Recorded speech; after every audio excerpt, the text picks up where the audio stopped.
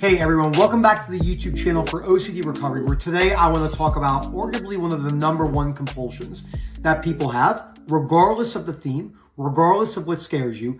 This is something that we see and hear every single day. OCD, also known as the doubting disorder. I like to call it the urgency disorder. I have to know now, I have to solve, I have to escape, because it feels like an atomic bomb is exploding inside of your body 24/7 with emotions and discomfort that no one else will really be able to understand unless you have severe chronic OCD. And that is, what if Nick does not understand, or anyone for that matter, understands what I'm going through? What if I am the only one on earth with this particular fear? What if I am the only person?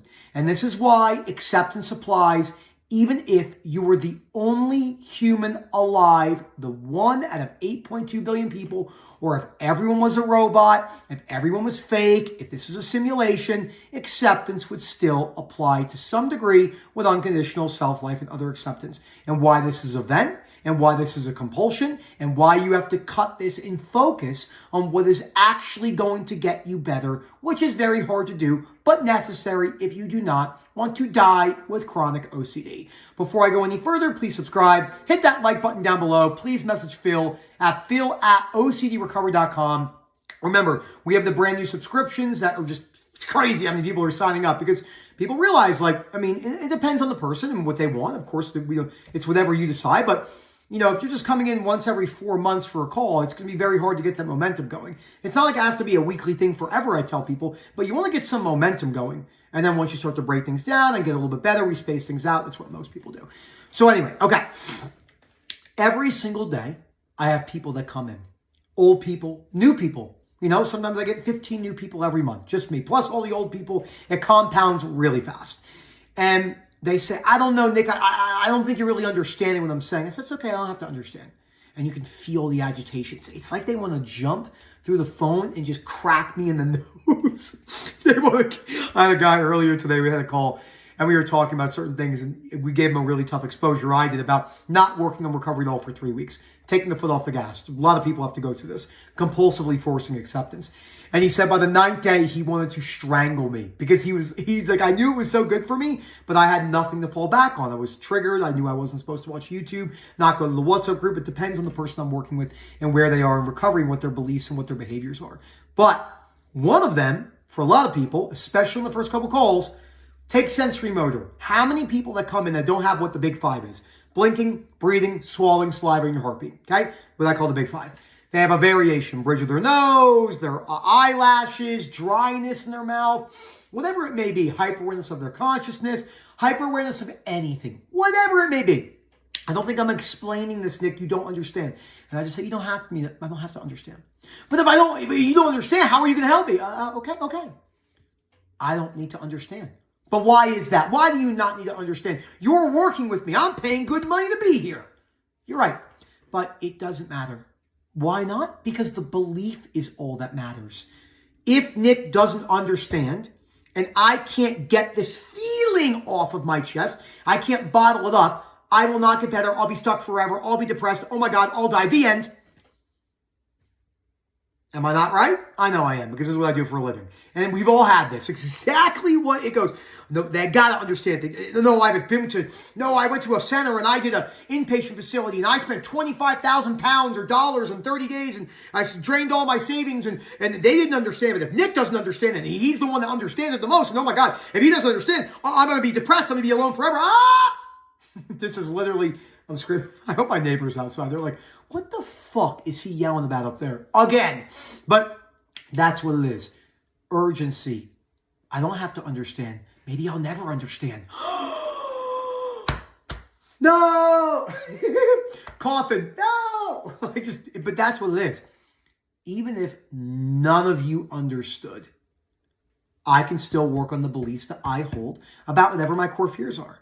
And by the way, when you don't sit with that, when you don't want to bottle things up, by the way, the best skill any human on this earth can practice, which is, there's many different ways of this. Delay is, like I said, the best remedy for anger. Best remedy for anything really is delay, wearing things. Low frustration tolerance, building high frustration tolerance. But how you do that is you learn to bottle up emotions and allow them to simmer inside of you. And it's not going to happen overnight. And it's going to be very tough. Anxiety, panic, groin responses, depression, shame, guilt, IBS, vertigo, whatever it may be. You bottle that up and you shut your fucking mouth. Mariana's Trench. What is it, like 7 miles deep? Deepest place on earth? I'm not saying you can never talk about what's going on. That's ridiculous. Most people don't talk about things in a constructive manner. Let me give you an example.